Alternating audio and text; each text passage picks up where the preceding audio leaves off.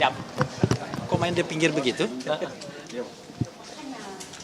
Apa yang what happened with you? Uji Jangan di pinggir dong, di sini dong, di tengah. di tengah sih. Sama Tante Dina itu. Sini. Oh itu. Jadi ya. Allahu Akbar. Allahu Akbar kabira walhamdulillah katsira. Assalamualaikum warahmatullahi wabarakatuh. Kawan-kawan semua, jurnalis, media, YouTuber sekalian, kami baru saja menjalani sidang, namanya sebenarnya pemeriksaan pendahuluan. Memang kalau yang tidak atau belum terbiasa dengan sidang di Mahkamah Konstitusi akan bingung. Tapi begitulah memang hukum acara Mahkamah Konstitusi mengaturnya. Jadi pada sidang pertama itu ada panel hakim biasanya terdiri dari 3 orang dan kita menyampaikan pokok-pokok permohonan, tidak seperti sidang di pengadilan kita bacakan semua, enggak. Dia hanya butuh pokok-pokok permohonan dan kemudian kita bacakan petitumnya, lalu hakim memang menasehati. Jadi nasihat hakim itu boleh diikuti, boleh tidak. Tetapi kalau kita tidak ikuti kan berarti kan kita mau berlawanan sama hakimnya kan, sayang sekali. Karena itu tentu kita akan pilih yang ketiga tadi yang disampaikan Yang Mulia Profesor Saldi Isra, yaitu kita akan perbaiki dan kita mendapatkan waktu 14 hari. Jadi 14 hari ya. Jadi di hari di MK itu ada hari kerja, ada hari benar. Jadi Sabtu, Minggu atau libur itu tetap dihitung. Jadi jatuh temponya itu sehari sebelum Dr. Tifa ulang tahun. Jadi begitu ya. Tahu? Hah? Loh, tahu persis karena sama dengan yang di rumah. Jadi tanggal 23 Februari pukul 12.00 waktu Indonesia bagian Barat. Tadi sangat luar biasa saya kira nasihatnya dan memberikan clue bagi kami untuk memperbaikinya. Jadi sebenarnya salah satu hal yang ingin kami perbaiki itu adalah kita sedikit saja sesungguhnya ya, yaitu bahwa pasal-pasal yang kita pengecualian itu tidak hanya untuk pejabat publik, tapi juga untuk mantan pejabat publik sepanjang urusannya adalah urusan publik.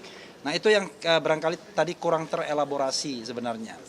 Jadi dalam keseluruhan pasal tersebut kita minta tafsirkan bahwa objek yang menjadi objek yang bisa dibuka ke umum berdasarkan Undang-Undang Keterbukaan Informasi Publik itu adalah dokumen publik yang pernah dipakai untuk jabatan publik walaupun yang bersangkutan sudah pensiun, maka itu subjek untuk penelitian publik yang tidak memerlukan izin sehingga tidak layak untuk dikriminalisasi. Nah, mungkin cara kami untuk menyampaikannya agak ribet memang. Karena kita akui ini hal yang agak akrobatik sesungguhnya. Karena yang paling gampang kan minta batal. Tapi kita ini minta tafsirkan. Sementara pasal-pasal yang dimohonkan itu sudah beberapa kali diuji, terutama pasal 310, pasal 311. Tapi ada juga trikinya bagi kita. Ini taktik. Kenapa? Kalau Anda bikin permohonan sempurna di awal, tetap saja dinasihati sama dia. Tetap saja akan diubah ya kan.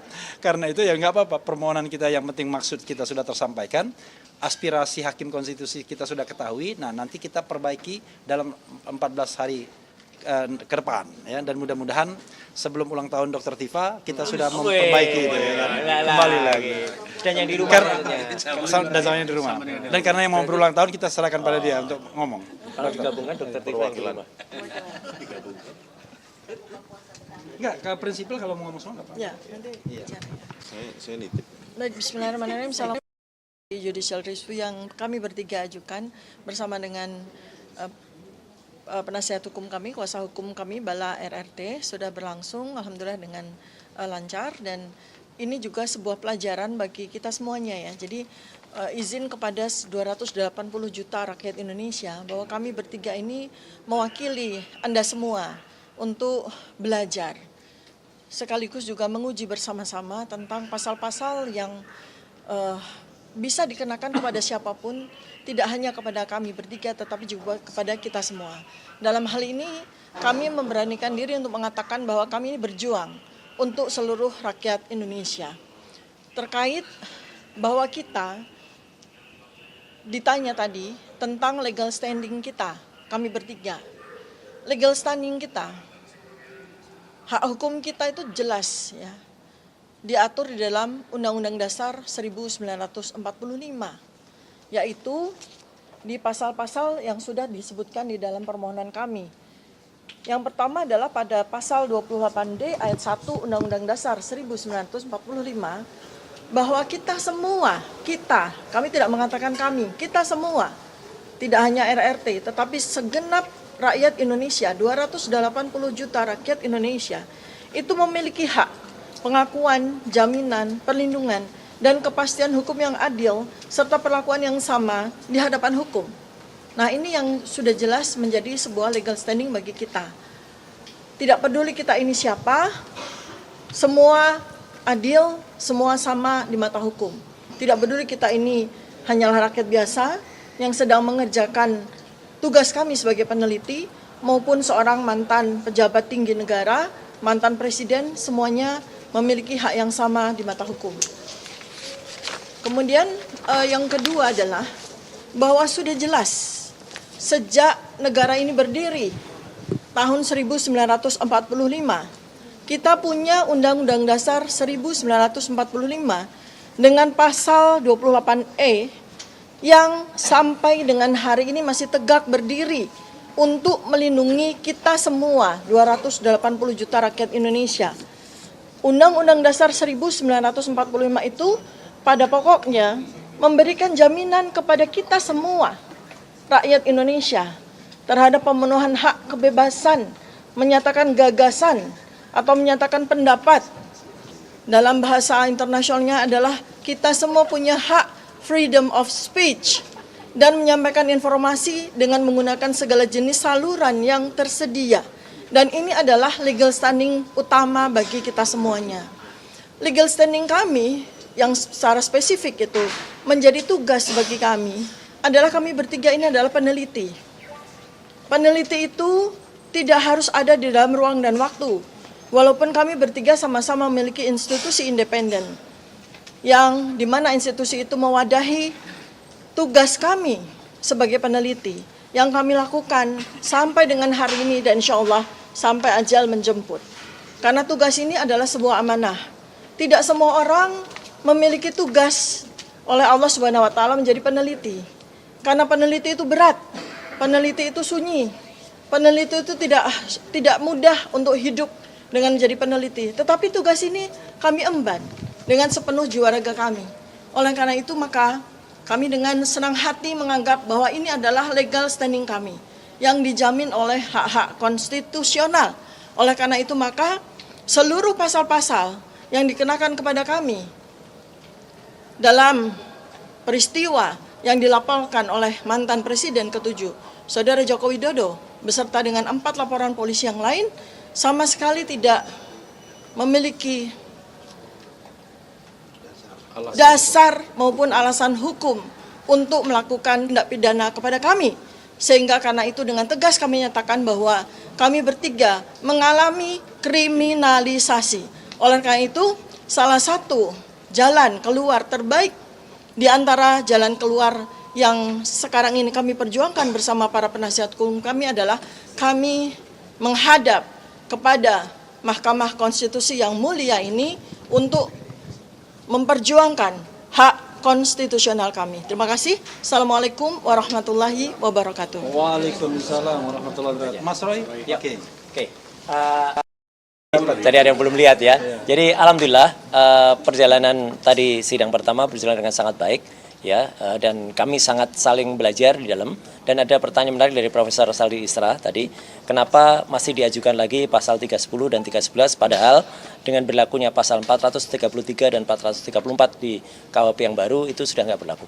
Kami ini masih disangkakan, masih dipidana dengan pasal 310 dan 311 dan itu masih ada debatable mau pakai pasal yang lama dan pasal yang baru.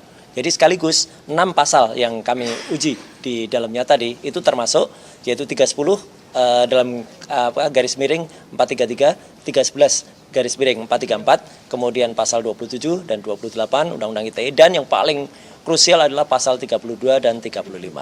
Jadi tadi bagus sekali yang disampaikan, ada nanti beberapa perbaikan oleh para kuasa hukum kami di dalam petitumnya, maupun harus dicari hubungan antara posita dan petitumnya, itu nanti juga ada beberapa yang kemudian nanti dikoreksi. Dan kami sangat-sangat melihat bahwa sidang ini tadi yang pertama itu luar biasa bagus ya, luar biasa baik, dan ini insya Allah seperti kata Dr. Tifa tadi, kami menggunakan kata kita ya, karena ini untuk kita semuanya.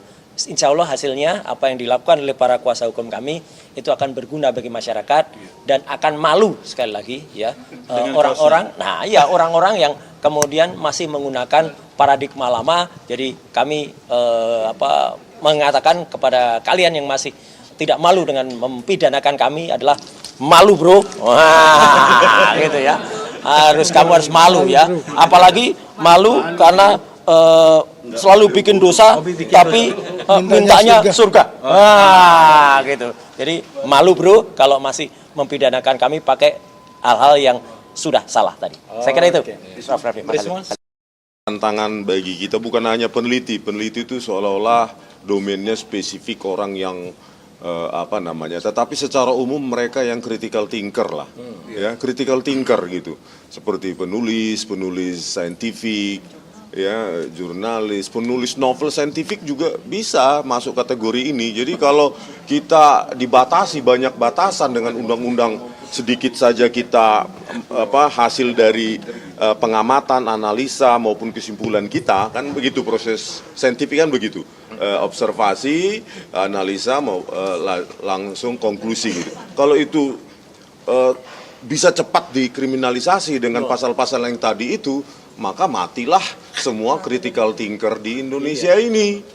Kalau tidak ada critical thinker berarti nggak ada buku-buku saintifik lagi, ya begitu aja bang. Mungkin ada yang 1-2 pihak yang mau bicara, silakan. Oke. Tolong jawab.